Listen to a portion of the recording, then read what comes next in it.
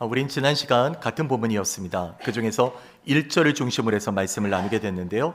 바울이 제자들을 불러 권면하고 마게도냐로 떠나는 그 과정에서 우리가 배울 수 있었던 매우 중요한 사실이 있었죠. 매우 큰 위로자가 되었다라는 것인데요. 바울은 실제로 그 에베소 소동 사건이 일어났을 때 거기에 주범으로 몰렸던 사람입니다. 그렇다면 바울이 고통과 그 고난을 받고 있었을 때 제자들이 오히려 바울을 권면해야 되는데 바울은 반대로 본인이 그 고통에도 제자들을 권면하고 위로해주는 참된 위로자가 되었다는 사실이었죠.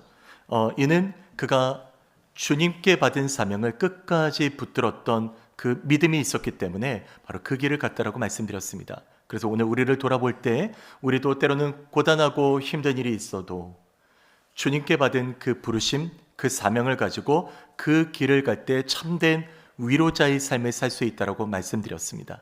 바로 지난 한 주간 바로 그런 참된 위로자가 되어서 위로받기보다는 위로하며 사랑받기보다는 사랑하며 함께 나누어줬던 그런 한 주간이 되었을 것이라고 믿습니다. 이제 오늘 우리는 다시 같은 본문 안에서 진정한 위로자의 삶을 살았던 바울이 이제 그의 복음 사역의 길을 계속해서 가는 것을 보게 됩니다.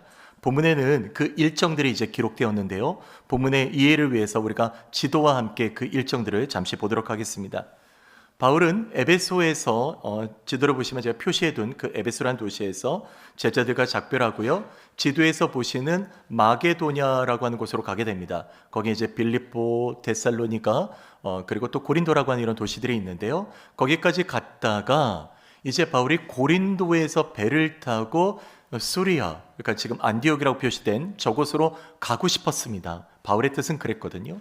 그런데 그 가고자 하는 길에 유대인들이 회방을 놓은 겁니다. 갈 수 없게 됐습니다. 그래서 바울은 다시 그 가는 길을 변경해서 마게도냐 위쪽을 지나서 빌립보란 도시에서 드로아라고 하는 표시된 곳 있죠? 거기까지 이제 일정해서 거기서 이제 예배를 드리는 가운데 있었던 사건이 오늘 본문인 겁니다. 여러분, 여기 4절에 보시면 함께 갔던 동행했던 사람들의 이름이 기록되는데요. 한 7명 정도의 이름이 언급되어 있는데 잠시 이름을 언급하면 소바도, 아리스다고, 세군도와 그리고 가이오, 디모데, 그리고 두기고, 드로비모, 한 이렇게 7명 정도의 이름이 기록됩니다. 그들이 먼저 드로아로 가게 됐고요. 다시 6절을 보시면 바울은 그 다음에 이제 빌립보에서 배를 타고 닷새, 그러니까 5일이 걸렸다는 거죠. 드로아까지 가게 됐다는 걸 얘기하고 거기서 7일 동안 머물렀다라는 기록을 볼 수 있습니다. 자, 근데 우리가 이 5일이라고 걸렸던 이 항해길이요, 실은 바울의 입장에서 너무 고단하고 힘든 길이었습니다. 오늘 본문에는 기록되지 않았지만 그 이전의 기록들을 보면 드로아에서 바울이 빌립보까지 갈 때는 이틀 걸린 기록이 있습니다. 그러니까 백길이라고 하는 것은 바람을 어떻게 맞느냐에 따라서 다르지 않습니까? 그러니까 빌립보에서 드로아까지 올 때는 5일 걸렸다는 것은 3일이라는 시간차가 있었던 걸 봐서 매우 힘들고 어려운 환경 가운데 백길을 갖고 고단함으로 이 여행 가운데 왔다는 것을 알 수 있습니다. 여하튼 간에요, 이렇게 힘든 항해를 거쳐서 드로아에 도착한 바울은 형제들과 함께 7일을 시간을 보내게 되죠. 자, 본문의 7절을 보시면 그 7일 동안 그 주간의 첫날에 있었던 일을 이렇게 기록하고 있는데요. 이 구절은 같이 한번 읽어보도록 하겠습니다. 그 주간의 첫날에 우리가 떡을 떼려 하여 모였더니 그들에게 강론할세 말을 밤중까지 계속하며. 네, 여기 주간의 첫날이라고 한 것은 성경의 다른 기록으로 보면 안식 후 첫날이라는 것과 같은 의미입니다.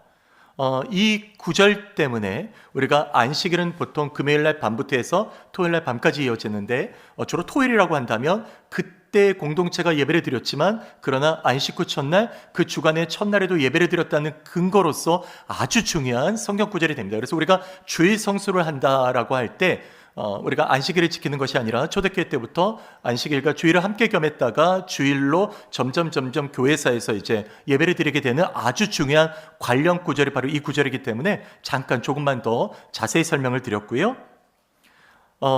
자, 그런데 여기서 매우 중요한 사건이 하나 일어났는데 다시 7절로 가서 보실까요? 그 주간의 첫날에 우리가 떡을 떼려 하여 모였더니 바울이 이튿날 떠나고자 했다라고 되어 있죠. 이튿날이면 다음 날입니다.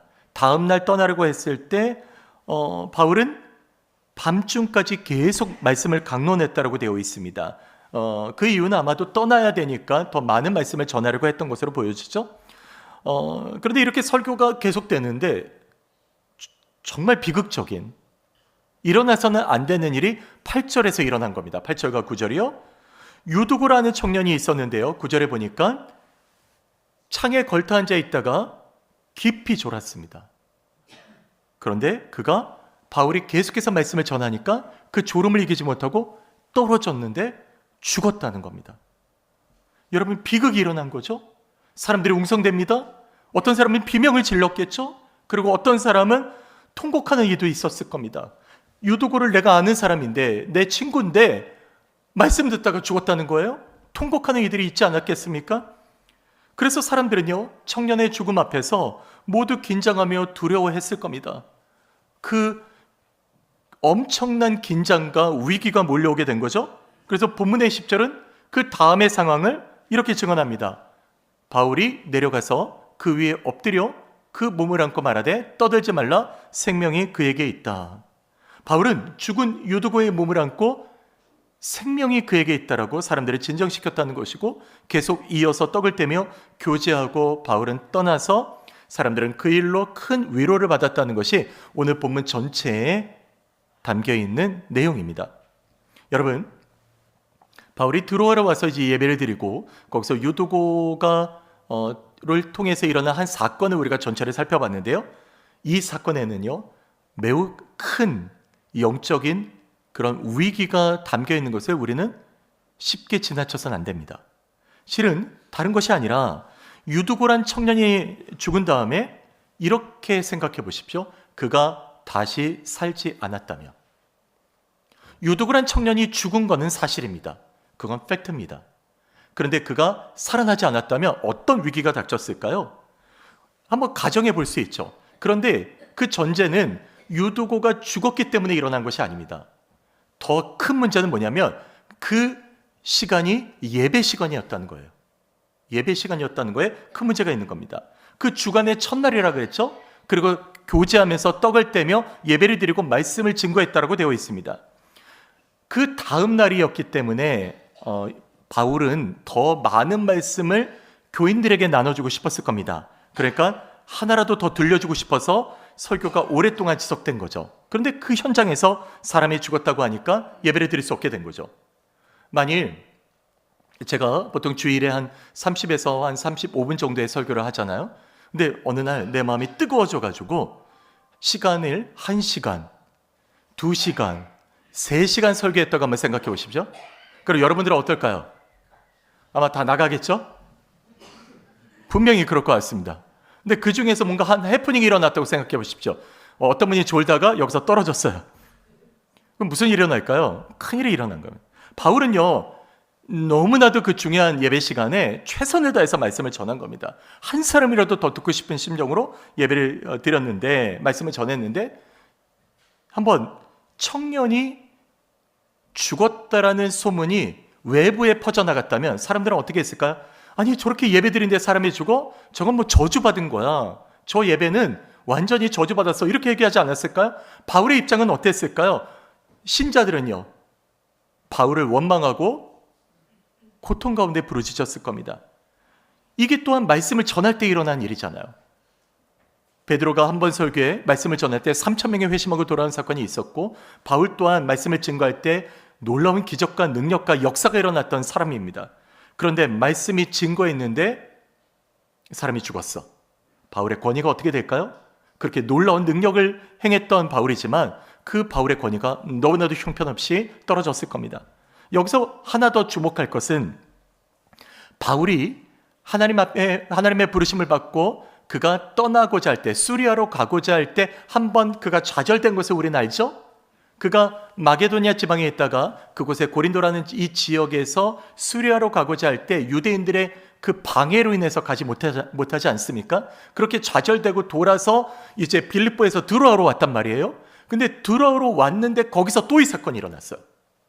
그렇게 가정한다면 이게 너무나도 바울의 입장에서는 큰 충격이고 그리고 고통스러운 일입니다. 하나님 앞에 내가 충성되고 헌신했는데 그 뜻을 좌절시키고 또 여기 와서 이런 일을 겪게 하다니, 첩첩산중이란 말 있잖아요. 또 아픔이 있는데 또 아픔을 겪게 된 겁니다. 심각한 좌절과 상처와 그 고통이 이루 말할 수 없으니 바울의 입장에서 그렇지 않았겠습니까?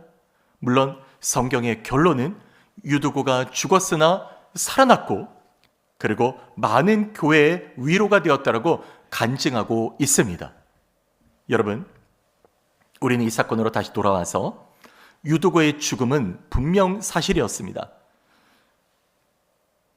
그가 죽었으나 다시 살아나지 않았다면 그 전제를 가지고 교회 공동체에 어떤 영적인 위기가 닥치는지를 우리는 알 수 있었던 거죠. 예배를 드릴 때 그랬고 말씀을 전할 때 그랬고, 한번 그 사도가 위기를 겪었는데 또 위기를 겪고 있는 이 상황을 우리는 결코 도외시할 수가 없습니다. 쉽게 지나쳐서는 안 됩니다. 실은 제가 이 말씀을 드린 이유는 다른 것이 아니에요. 지금 이런 사건처럼 우리가 영적인 위기들이 우리 삶에 늘 존재하고 있기 때문입니다. 오늘 이 시대의 교회와 우리 성도들의 삶을 보면 사단은요, 끊임없이 영적인 공격을 하고 있죠. 본문과 같이 예배를 드릴 때 찾아오는 위기들이 있습니다. 열심을 다하여 예배를 드리고 봉사하고 섬기는데 여전히 공격을 당하고 어려움을 겪기도 합니다. 믿음을 하나님께로 향하여 드리고 싶은데 믿지 못하게 하는 일들도 너무 많죠. 내 신앙의 열심과 그리고 또한 헌신과는 상관없이 일이 잘 풀리지 않을 때가 있습니다. 직장에서 그렇죠. 열심히 봉사하고 섬기지만 가정에서 일어난 일들도 있습니다. 관계의 문제가 있습니다. 자녀들의 문제가 있죠. 아파할 수밖에 없는 일들이 있습니다. 건강도 예전 같지 않아요. 병원에 가는 일들이 많아지고 있고, 그리고 또한 어디가 조금이라도 아프면, 저도 어저께 종이를 정리하는데 여러분 그 페이퍼 컷이라고 하는 그런 거 경험해 본 적이 있으시잖아요. 너무 아프잖아요. 근데 제가 여기서 붕대를 붙일 수밖에 없었어요. 여기 데일 밴드죠. 너무 아프더라고요. 그 조그만 건데. 그러니까 그런 일들이 점점 잦아져요. 예전처럼 뜨겁지가 않아요, 예배가. 그리고 신앙의 열심도 전과 같지 않은 그런 마음들. 바로 이런 때 우리가 어떻게 생각하든 어떻게 느끼건 간에 사단은요, 성도들에게 이 상황에서 엄청난 공격으로 밀려오기 때문에 할 수만 있다면 믿음에서 떨어지게 하려고 하는 그런 심각한 공격들이 분명히 존재하고 있다는 것입니다. 성도들의 믿음을 무너뜨리려고 하는 거죠. 사랑하는 교회 여러분, 그렇다면 이런 영적인 위기 가운데 이 위기를 돌파하고 믿음의 승리로 향하는 길은 어디에 있을까요? 저는 여러분과 함께 오늘 본문 안에서 한 두 가지를 좀 정리하고 싶은데요, 10절을 중심으로 해서 이 말씀을 생각해 볼까 합니다. 자, 먼저 10절 말씀 우리 한번 같이 읽어볼까요? 바울이 내려가서 그 위에 엎드려 떠들지 말라, 생명이 그에게 있다 하고. 여러분, 여기서 우리가 발견할 수 있는 승리를 향한 길 첫 번째는 하나님만을 의지하는 존재적 기도의 사람이 되는 것입니다. 여러분, 바울이 내려갔다라고 했습니다. 그리고 그 위에 엎드렸다라고 그랬죠. 그리고 그 몸을 안고 뭐라고 얘기하냐면 생명이 그에게 있다라고 얘기합니다. 여러분, 이 장면을 다시 보면 이 바울이 그의 몸을 안고 엎드렸다는 것은요, 그냥 허가하는 정도가 아닙니다. 강렬하게 누르는 거예요. 강력하게 눌러서 꽉 끌어안는 것을 얘기하는 겁니다. 강하게 그를 끌어안고요, 바울이 말합니다. 생명이 누구에게 있다라고 얘기합니까? 그 안에 있다. 하나님의 생명이 그 안에 있다라고 얘기합니다. 유두그란 청년의 죽음 앞에서 바울은요, 위기를 회피하지 않았습니다. 두려워하지 않았고요, 물러서지 않았습니다. 오직 그가 하는 행동은 오직 청년을 바라보고 그를 품에 안고 생명이 있습니다. 하나님의 생명이 있습니다. 하나님의 생명이 있습니다라고 얘기하고 있는 겁니다. 이 말은 그가 하나님 앞에 기도했다라는 말입니다. 간절하게 기도한 것이죠. 여러분, 죽음 앞에 바울과 같이 기도했던 사람이 있습니다. 주전 7세기 8세기경의 유다의 왕인데요, 히스기야입니다. 열왕기하 19장 20장을 보면 남유다가 아수르와의 전쟁에서 승리합니다. 실은 북이스라엘은 아수르에 의해서 멸망한 상황이었어요. 그러니까 엄청난 위기가 몰려온 겁니다. 그런데 남유다가 힘도 없는데 하나님의 도우심으로 이 승리를 이끌게 돼요. 그런데 안타까운 것은 이 승리 이후에 히스기야가 죽음의 선고를 받습니다. 당시 선지자 이사야가 와서 히스기야에게 얘기합니다. 너는 집을 정리해라. 네가 죽고 살지 못하리라. 하나님의 말씀이에요. 선포된 겁니다. 근데 히스기야는 여기에 물러나지 않아요. 자기가 죽게 된다는 사실은 분명한 것입니다. 그렇지만 물러나지 않고 벽을 향하여 간절한 마음으로 기도합니다. 하나님 앞에 그는 뜨겁게 기도하는데 열왕기하 20장 3절에 보면 이렇게 기도하죠. 여호와여 구하오니 내가 진실과 전심으로 행한 것을 주님 아시지 않습니까? 주님 그 선한 것을 보시옵소서, 기억하시옵소서. 히스기야가 그리고 어떻게 했다고요? 심히 통곡했다. 포기하지 않았다는 겁니다. 자기의 죽음의 선고를 알았지만 그는 물러나지 않았다는 것이고요. 심히 간절히 그 죽음 앞에서도 기도했다는 겁니다. 하나님을 대면하여 기도한 이 사실, 바로 이것이 존재적 기도입니다. 여러분, 존재적 기도란 더 설명하면 나의 존재는 죽는 겁니다. 그리고 나와 하나님과의 하나님만 보이는 겁니다. 존재적 기도란 내 뜻이 아닌 하나님의 뜻이 이루어지기를 원하며 순종하는 기도입니다. 그리고 존재적 기도란 그리 아니하실지라도 하나님의 뜻이 선하심을 믿음으로 인정하며 고백하는 기도입니다. 여러분, 이것이 좀 어려운 말이긴 한데 제가 말씀을 묵상하는 가운데 이걸 어떻게 쉽게 설명할까라고 다른 말로 표현하니까 이런 말이 될 수 있습니다. 자기 부인 기도다. 우리 어제 새벽에 특세 때 함께 말씀을 나눴죠. 주께서 겟세마네에서 기도하실 때 여러분, 거기에는 나의 뜻과 하나님의 뜻이 충돌하고 있습니다. 나의 뜻은 무엇이었습니까? 하나님, 할 수만 있다면 이 잔을 내게서 옮기시옵소서. 이건 주님의 뜻이었습니다. 옮겨주십시오. 그런데 다시 기도하시죠. 그러나 나의 뜻대로 마시고 하나님의 뜻대로 하옵소서. 여러분, 주님께서는 나 자신을 주님 앞에 내려놓고 나의 뜻은 사라지고 오직 하나님만 바라보며 존재적 기도, 다시 말하면 자기 부인의 기도를 드리고 있는 겁니다. 나는 사라지고 오직 하나님만이 높아지는 기도, 하나님만이 할 수 있다라고 하는 그 고백의 기도, 바로 그 기도를 드리는 것입니다. 이게 존재적 기도입니다. 여러분, 그럴 때 어떤 일이 일어나는지 아십니까? 히스기야가 그렇게 기도할 때 이사야를 통해서 말씀하십니다. 내가 네 기도를 들었고 네 눈물을 보았다. 네 기도를 들었고 네 눈물을 보았다. 여러분, 바울이나 히스기야나 존재적 기도를 드렸던 사람들은요, 모든 문제 가운데 오직 하나님만이 절대적 주권자이심을 믿음으로 고백하는 것입니다. 그리고 그들은 그 기도 가운데 철저히 하나님 앞에 엎드려 통곡하며 주님께 아뢰입니다. 여러분, 수넴 여인을 한번 생각해 보십시오. 그가 자기 아들이 죽습니다. 이미 죽은 거예요. 이 사건도 죽었는데 엘리사를 찾아갑니다. 그러면서 어떻게 말하는지 아십니까? 내가 당신을 떠나지 않겠습니다. 아들이 죽었어요. 끝난 겁니다. 그런데 엘리사를 왜 찾아갔어요? 내가 당신을 떠나지 않겠다고 왜 얘기합니까? 여러분, 언제까지 떠나지 않겠다는 말이냐면 응답될 때까지 떠나지 않겠다는 말입니다. 존재적 기도는 그런 거예요. 하나님 앞에 내가 이 부분을 내가 주님 응답될 때까지 내가 붙들겠습니다. 주님, 그러나 나의 뜻대로 마시고 주님의 뜻대로 하시는데 주님, 나를 내려놓고 주님만을 바라보는 기도를 드리겠다라고 통곡하며 엎드리는 기도입니다. 사랑하는 여러분, 여러분은 주님 앞에 어떤 기도를 드리고 계십니까? 영적인 위기를 겪고 있지만 이 정도는 내가 감당할 수 있다고, 그래서 기도가 아닌 다른 방법을 찾고 다른 것들을 구하고 계시진 않나요? 이거는 기도 없이도 영적인 위기를 돌파할 수 있다고 생각하는 것은 없으십니까? 아니면 기도해야 되는 것도 알고 기도도 하지만 여전히 기도는 내 뜻과 생각과 내가 구하는 것에 집중되어 있는 그런 기도는 아니신가요? 그래서 내가 원하는 것이 이루어지면 응답되는 것이고 내가 원하는 대로 이루어지지 않으면 하나님은 나의 기도를 들어주지 않아 라고 포기하고 있는 것은 아니십니까? 하나님이 내 생각과 다를 때에도요, 존재적 기도란 하나님의 뜻이 선한 길로 인도하신다는 사실을 믿음으로 고백하는 것이라고 믿습니다. 이게 존재적 기도입니다. 중단하지 마세요. 포기하지 마십시오. 여러분, 영적인 위기를 돌파하고 승리로 가는 길은 나의 노력이나 나의 열심이나 내가 갖고 있는 것으로 되는 것이 아닙니다.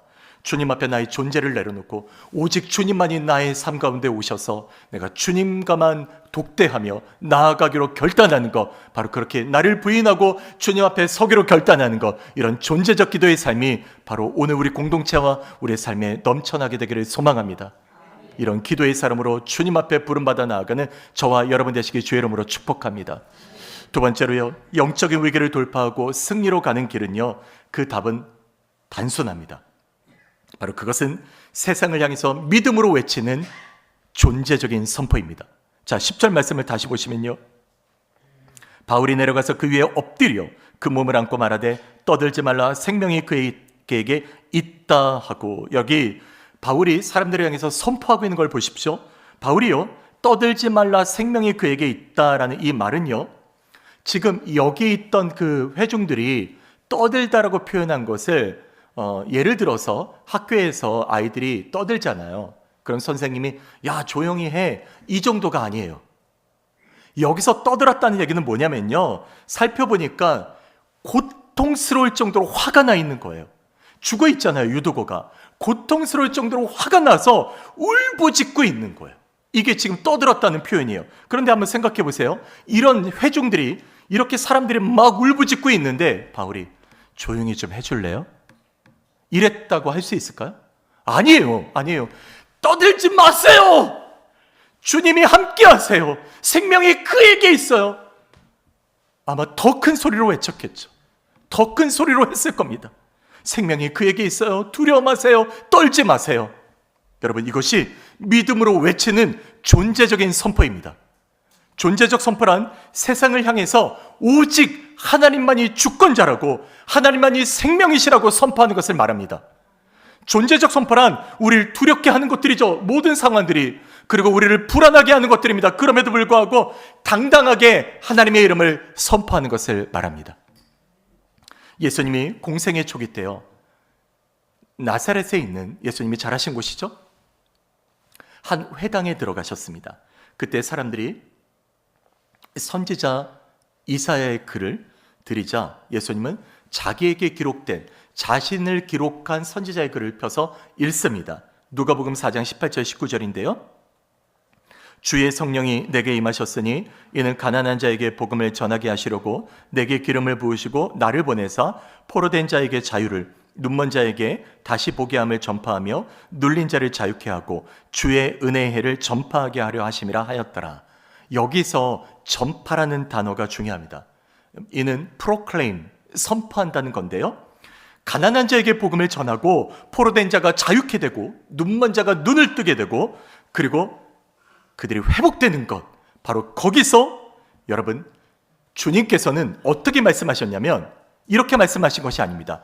자유케 해주세요, 눈을 뜨게 해주세요, 그리고 이들을 살려주세요, 이렇게 말한 것이 아니라 주님이 선포했다는 말은 뭐냐면 눈을 떠라, 자유케 되라, 말씀으로 회복되라, 저는 자여 일어나라, 죽은 자여 일어나라, 선포하셨다는 겁니다. 여러분, 복음은요, 당당하게 세상을 향해 선포하는 것입니다. 주님의 살기 이랬다는 거예요. 다시 말해서 존재적 선포란 오직 주님만이 나의 생명이시며 구원이심을 선포하는 것입니다. 예수님만이 세상으로 인해 어두워진 눈을 여시고 영광을 보게 하시는 분이라고 선포해야 합니다. 예수님만이 죄에서 포로된 인생을 자유케 하시는 분이라고 우린 선포해야 합니다. 오직 예수님만이 우리 사망에서 생명으로 인도하는 구원이시라고 선포해야 합니다. 이것이 세상을 향한 예수의 생명, 구원을 외치는 존재적 선포입니다. 결론적으로 여러분, 이 존재적 선포란 말이 단어가 어렵다면 쉽게 말씀드릴게요. 여러분이 알아들을 수 있는 쉬운 말로 이것만 기억하십시오. 존재적 선포란 다른 말이 아니라 예수님을 자랑하는 것입니다. 예수님을 자랑하는 거예요. 여러분, 우리 아이들이 열심히 공부해서 여러분이 원하는 대학에 들어가고, 이게 부모의 원하는 대학에 들어가도 자랑스럽잖아요. 그리고 뭔가 이렇게 뭔가 잘 되면 그것 때문에 너무 자랑스러워하는 것들이 있잖아요. 우리 안에 나를 구원하신 예수님이 계신데 내가 세상을 향해서 자랑하는 거예요. 다른 게 아니에요. 그냥 예수님이 나를 지켜주셨어요. 예수님이 나를 구원하셨어요. 자랑하는 것입니다. 바로 그거예요. 우리 그런 마음을 가지고 우리 옆에 있는 분들에게 앞뒤좌우로 예수님만을 자랑합시다. 한번 인사해 볼까요? 아멘. 아멘. 우린 본문에서요, 바울이 말씀을 전할 때 한 청년의 죽음을 겪게 됐는데, 그럼에도 그가 담대하게 생명이 그에게 있다고 선포할 수 있었던 것은, 여러분, 바울이요, 다른 게 아니에요. 예수님을 자랑하고 싶었기 때문이에요. 그 안에 예수님이 있기 때문이에요. 그래서 빌립보서 1장 20절 21절을 한번 보십시오. 나의 간절한 기대와 소망을 따라 아무 일에든지 부끄러워하지 아니하고 지금부터 전과 같이 온전히 담대하여 살든지 죽든지 내 몸에서 그리스도가 존귀하게 되게 하라나니 이는 내게 사는 것이 그리스도니 죽는 것도 유익함이라. 여러분, 그가 얘기합니다. 살든지 죽든지 그 안에 그리스도가 있다. 그의 삶이 아니라 내게 사는 것은 예수 그리스도니 나의 생명이 주께 있다라고 고백하지 않습니까? 그게 자랑이에요. 그 안에 다른 것이 있었던 것이 아닙니다. 그가 뛰어난 학벌이 있고 학자였고, 그가 뛰어난 혈통 중에 혈통이었고, 유대인 중에 유대인이요, 히브리인 중에 히브리인이라고 하지 않습니까? 그가 뛰어난 어떤 능력이 있고, 그걸 자랑한 게 아니에요. 그건 다 배설물처럼 여겼단 말이에요. 똥처럼 여겼다는 겁니다. 근데 그가 자랑했던 건 뭐냐면 그 안에 예수밖에 없었던 거예요. 그 안에 예수밖에 없었던 거예요. 그가 갖고 있던 모든 것을 내려놔주고 오직 예수만을 자랑하고 싶었던 그의 마음이 바로 여기에 담겨 있는 겁니다.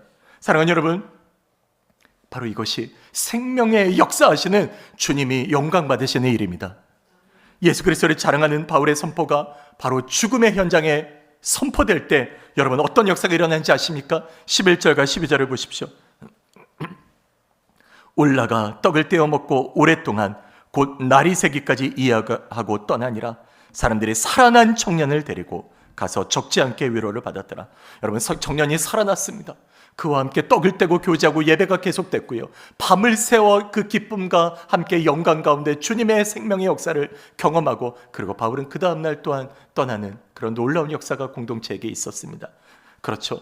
바울의 존재적 기도, 그가 예수님을 자랑했던 그 기도를 통해서 바로 생명의 역사가 일어났습니다. 오늘 이처럼 우리들의 삶에도요, 영적인 위기가 있죠. 어려움이 있습니다. 그러나 그 위기를 돌파하는 것은 오직 하나님만을 붙들고 하나님만이 나의 전부이십니다, 그리고 예수만이 나의 자랑이십니다라고 기도하고 주님 앞에 나아갈 때만이 오늘 우리는 이 놀라운 영광의 생명의 역사 가운데 들어가게 되는 것입니다. 이런 주의 은혜가 저와 여러분의 삶 가운데 넘쳐나게 되기를 주 예수 그리스도의 이름으로 축복합니다. 아멘. 말씀을 마칠까 합니다. 오늘 이 땅의 삶에서 여러분, 주님은 아세요. 영적인 무기력, 탈진, 관계의 문제, 자녀의 문제, 질병 때문에 여러분 어려움이 있습니다. 내가 예배 드린다고 해결되는 거 아닐 수 있어요. 내가 기도한다고 해결되지 않을 수 있습니다. 그러나 어떤 상황에도요, 우리는 주님만이 나의 생명이심을 붙들고 기도하며 그분을 향하여 나아갈 때만이 우리는 이겨낼 수 있습니다. 여러분, 다시 고백합니다. 우리의 존재적 기도와 존재적 선포를 잊지 마십시오. 오직 주님만이 나의 전부이시며 나의 주권자이심을 고백하고 나를 부인하고 오직 예수를 내가 자랑하기로 결단하겠다라고 여러분 기도하지 않으시겠습니까? 때로는 수많은 저항이 있을 겁니다. 어려움도 있을 겁니다. 그렇지만 예수 그리스도가 나의 생명이심을 고백하는 기도로 여러분을 부르고 계십니다. 이 시간 여러분 뒷걸음질 치지 마시고요, 앞으로 나아가 기도하는 결단을 주님 앞에 드리겠다라고, 주님 나를 붙들어 달라고 주님 앞에 서는 우리 모두가 되기를 원합니다. 여러분, 이 시간에 우리 그런 마음으로 주님 붙들고 나아가게 해달라고 우리 합심하여 함께 기도하겠습니다. 하나님, 그렇습니다. 오늘 우리가 주의 말씀을 의지하며 살아갈 때 때로는 고단함도 있고, 그리고 우리의 문제가 여전히 풀리지 않는 문제들도 있음을 고백합니다. 그러나 주님, 그 문제 때문에 우리가 좌절하거나 낙심하지 않게 하시고 그 안에서도 역사하시는 주님만을 붙들고 주님만을 의지하며 나아가는 주의 성도가 되게 하여 주시옵소서. 그래서 어떤 삶에도 주님의 주되심을 인정하고, 그리고 주님만을 자랑할 수 있는 우리 모든 교우들이 되게 하여 주시옵소서. 원수가 날 향해 몰려와도 주가 주신 능력으로 일어나는 우리 교우들이 되게 하여 주옵소서.